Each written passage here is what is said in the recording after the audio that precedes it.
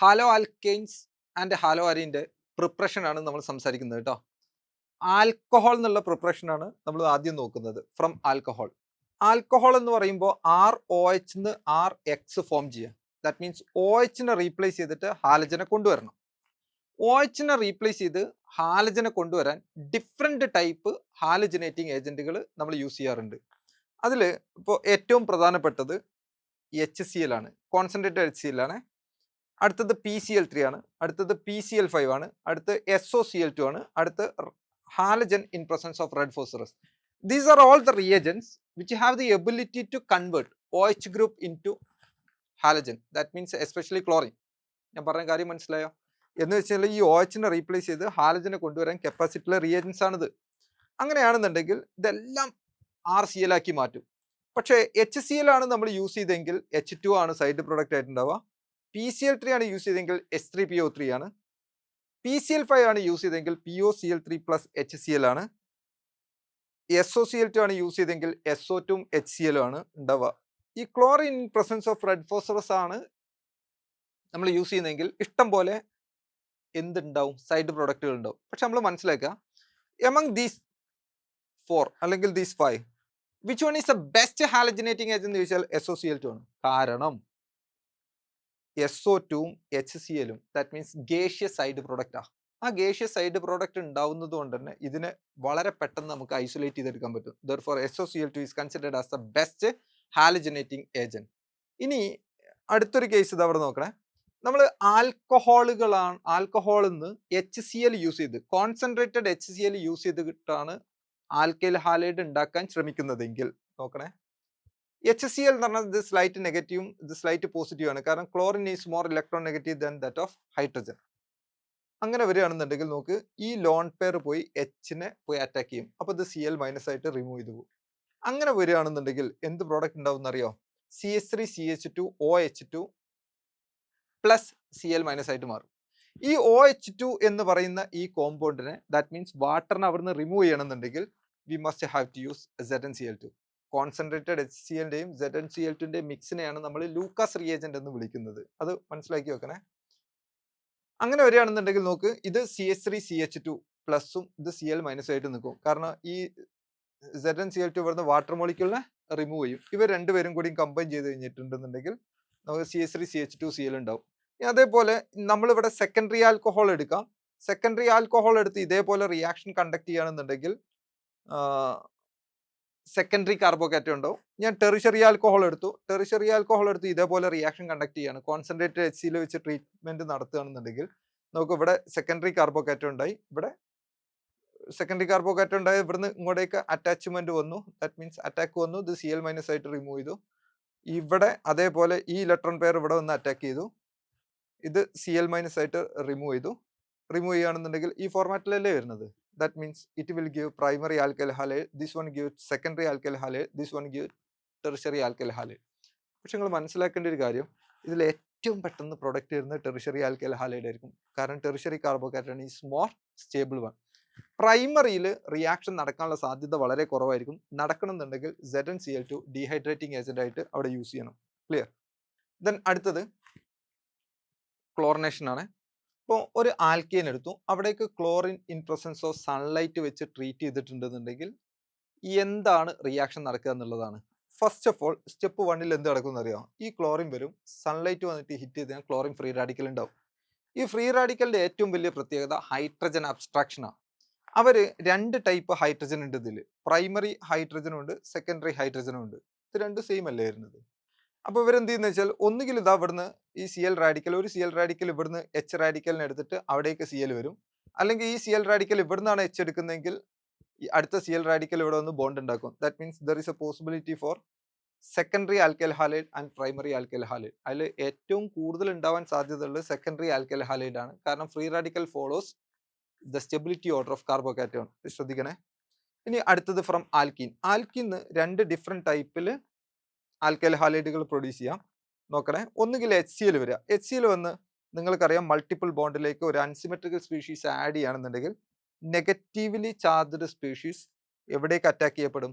Second carbon ആറ്റത്തിൽ, carbon which containing lowest number of hydrogen ആറ്റത്തിലേക്ക് add ചെയ്യപ്പെടും. ഇതിനെ മർക്കോണിക്കോസ് റൂൾ എന്നാണ് നമ്മൾ വിളിക്കുക. അപ്പോൾ സെക്കൻഡറി ആൽക്കൈൽ ഹാലൈഡ് പ്രൊഡ്യൂസ് ചെയ്യും. ഇനി നമുക്ക് ഈ രണ്ട് ഡബിൾ ബോണ്ടിലേക്ക് രണ്ട് ഹാലജൻ വരണമെന്നുണ്ടെങ്കിൽ chlorine in presence of CCl4 വെച്ച് ട്രീറ്റ് ചെയ്താൽ മതി. അപ്പോൾ CH3 CHCl CH2Cl പ്രൊഡ്യൂസ് ചെയ്യപ്പെടും. ക്ലിയർ.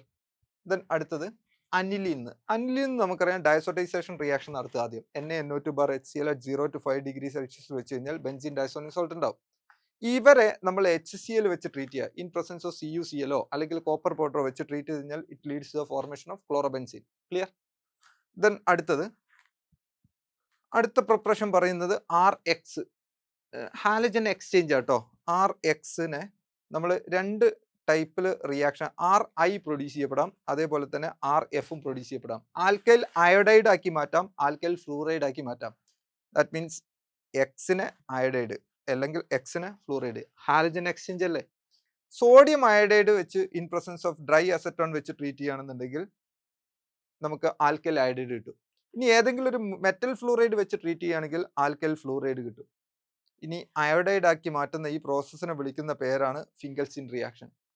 ഫ്ലൂറൈഡ് ആക്കി മാറ്റുന്ന ഈ പ്രോസസ്സിനെ വിളിക്കുന്ന പേരാണ് സ്വാർട്സ് റിയാക്ഷൻ. ഈ സ്വാർട്സ് റിയാക്ഷന്റെ പ്രത്യേകത this is the one and only method for the preparation of alkyl fluoride.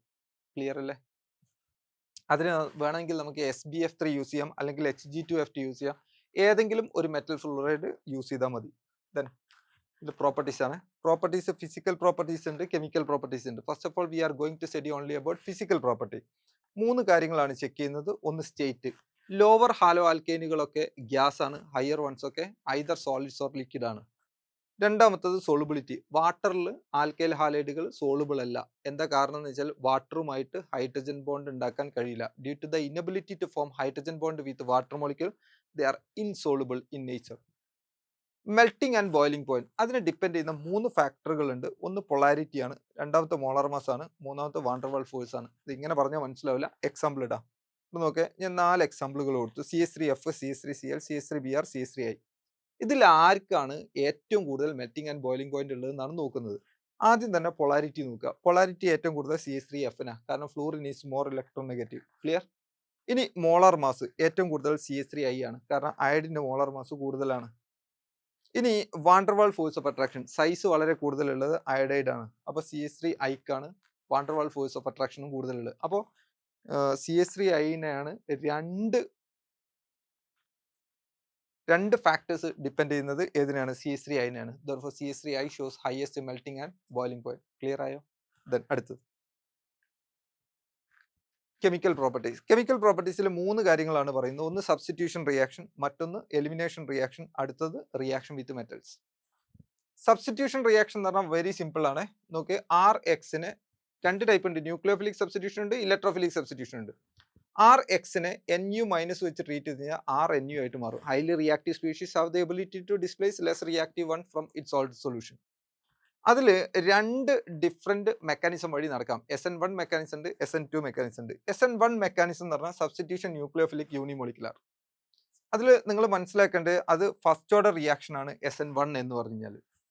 ഇനി രണ്ടാമത്തെ കാര്യം, ഈ മീഡിയം ഇവിടെ യൂസ് ചെയ്യുന്ന മീഡിയത്തിനനുസരിച്ചാണ് SN1 ആണോ SN2 ആണോ നോക്കുന്നത്. മീഡിയം പോളാർ ആയിരിക്കണം, H+നെ ഡൊണേറ്റ് ചെയ്യാനും കൂടി പറ്റുന്നതാണെങ്കിൽ it should be SN1. That means polar protic ആണെങ്കിൽ SN1.